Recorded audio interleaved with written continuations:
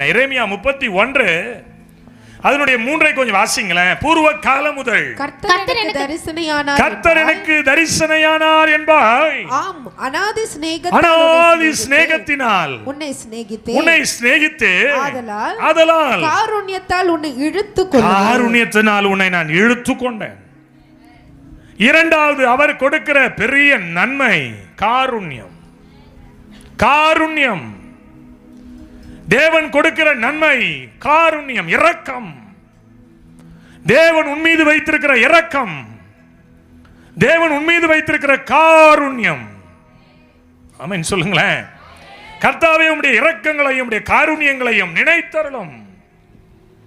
கர்த்தாவே நீ நீதிமானை ஆசீர்வதித்து காருண்யம் எனும் கேடகத்தால் அவனை சூழ்ந்து கொள்ளுகிறீர். கர்த்தர் இரக்கமும் உருக்கமும் நீடிய சாந்தமும் மிகுந்த கிருபையும் உள்ள தெய்வம். கர்த்தர் உனக்கு இறங்கி நன்மை செய்தபடியால் அவரை பாடு. அவர் உனக்கு இரக்கத்தை வைக்கிறார். காருண்யம் என்பது இரக்கம், காருண்யம் என்பது ஒரு தயவு. கர்த்தர் வைத்திருக்கிற இரண்டாவது நன்மை. மகனே மகளே, அப்படிப்பட்ட நன்மை உன் மேல வைக்க போறார். உலகம் என்ன வேணாலும் சொல்லட்டும், யார் எப்படி வேணாலும் இருக்கட்டும், தேவனுடைய காருண்யம் என்னை பெரியவனாய் மாற்றட்டும். இன்றைக்கு எத்தனை பேர் ஒப்பு கொடுக்க போறீங்க? எத்தனை பேர் ஆமென் சொல்ல போறீங்க? ஐயா, நான் இந்த உலகத்திற்கு வேணா நான் சாதாரணமானவன் தான், இந்த உலகத்திற்கு வேணா நான் ஒண்ணுமில்லாதவன் தான், அருக்களிக்கப்பட தக்கவன் தான். ஆனால் கர்த்தர் என்னை அப்படி பார்க்கிறதில்லை.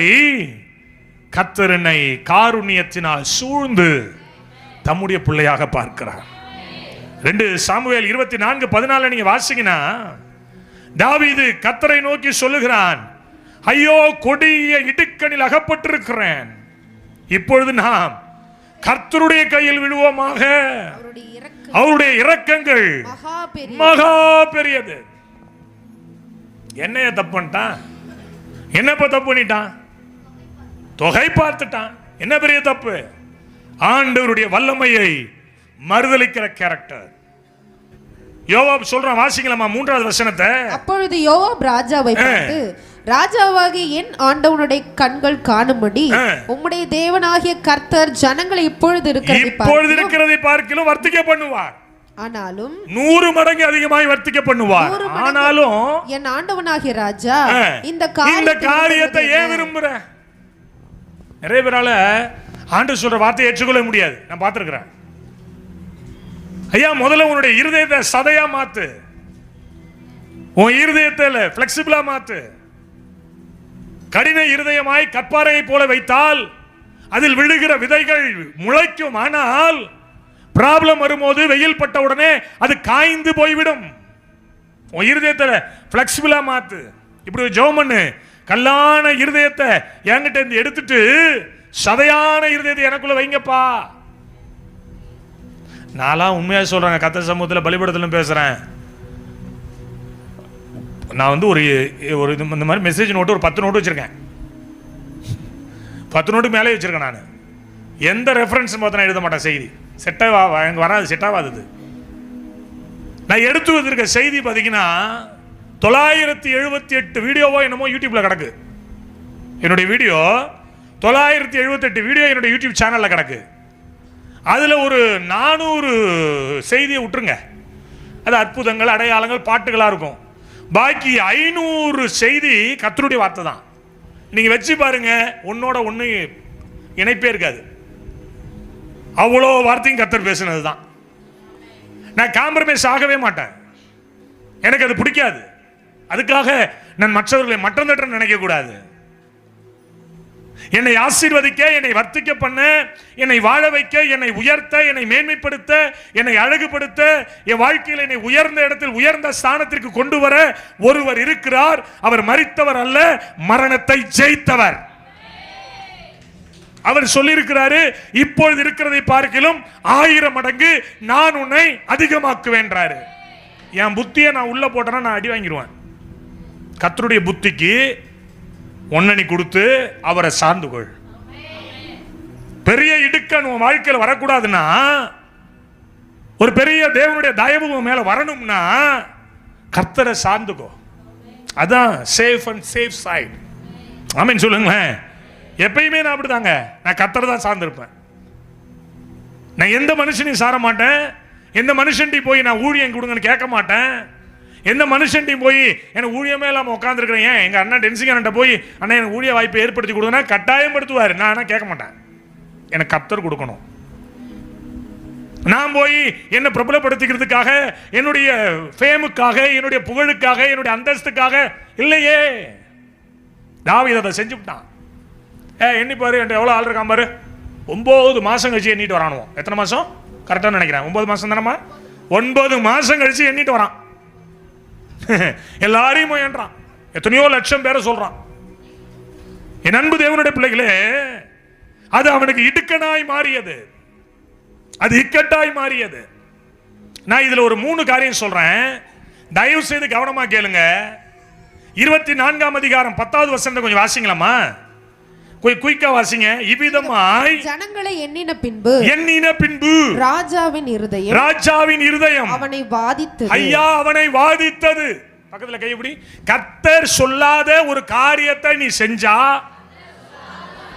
சொல்லுங்க, கர்த்தர் சொல்லாத ஒரு விஷயத்தை நீ பேசினா, கர்த்தர் சொல்லாத ஒரு இடத்துல நீ நின்னா, கர்த்தர் சொல்லாத ஒரு இடத்திற்கு நீ போனா, கர்த்தர் சொல்லாத ஒரு செய்தியை நான் பேசினா, என் இருதயம் வாதிக்கும்.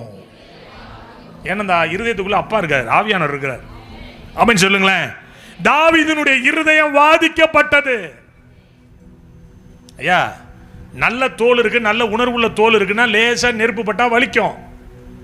குஷ்டரோகியை போய் கடப்பாறையில் குத்துனா கூட வலிக்காது.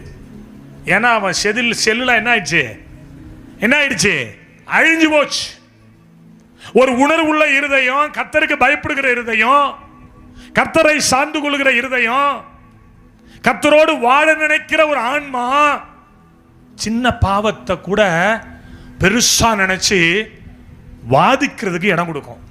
தாவீதோட இருதயம் வாதிச்சிச்சு. என்னுடைய வார்த்தைகள் எனக்கு அப்படியே உள்ள போய் இறங்கும். ஒரு ஏழை தாயார் அன்னைக்கு ஒரு வார்த்தை சொன்னாங்க, ஒரு வசனம், அது உள்ள போய் எனக்கு உட்காருது. ஏன்னா இந்த இருதயம் எப்படிப்பட்டது? வசனத்தை வாஞ்சிக்குது. கர்த்தர் சொன்னதை வாஞ்சிக்குது. ஐயா, இந்த வசனத்தை எனக்கு கொடுங்க. யோபுவை இப்படி பெரிய அப்பாட்டக்கர் யாராவது இருக்கிறீங்களா?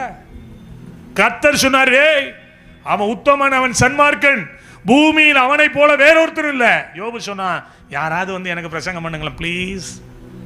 யாராவது எனக்கு வந்து பேசுங்கப்பா 4 வார்த்தை. பேசப்படுறது எல்லாமே துன்மார்க்கமான வார்த்தையா இருக்கு. நல்ல வார்த்தை இருந்தா வந்து பேசுங்கப்பா. எங்க பயலுக்கெல்லாம் நல்ல வார்த்தை பேசினா 4 ஊரை தாண்டி 5வது ஊருக்கு கிழக்க 4 கிலோமீட்டருக்கு அந்த பக்கம் நிப்பாகி நம்ம ஆளுவா.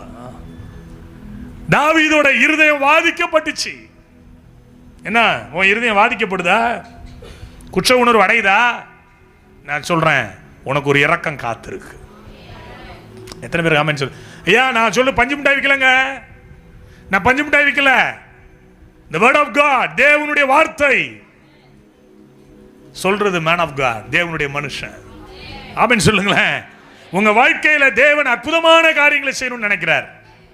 தொகையிட்டே தப்பா, என்னன்னு தப்பா, ஏன் என்ற நான் சொன்னா, நீ என்ன நான் சொன்னா, என் மனைவி வரும் 70 நாள் பாஸ்டிங் போட போறான்னு. அது ஒன்னே, ஏன்னா அது போடுறதுக்கு முதல்ல சொல்லிடுவோம், நீ ஃபாஸ்டிங் போட்டின்னா தெய்வ குத்தம் ஒன்று வந்துடும். ஏன்னா அது உடல் கண்டிஷன் எனக்கு தெரியும். அப்போ அது நான் 70 நாள், அது 70 நாள் போட்டுச்சுன்னா இருக்கிறதே. ஆமாம், 2 வாளி தண்ணி தூக்கணும்னு இறக்கிது சோத்திரம். நான் சொல்லிடுவேன், நான் பாஸ்டிங் போகிறேன்னா ஏசப்பா என்கிட்ட பேசினாரு. தபார், ஏய் ஏசப்பா என்கிட்ட பேசினார். உன்கிட்ட பேசினா இரு, அவனு என்கிட்ட பேசுகிறாங்க அப்போ இருக்காத.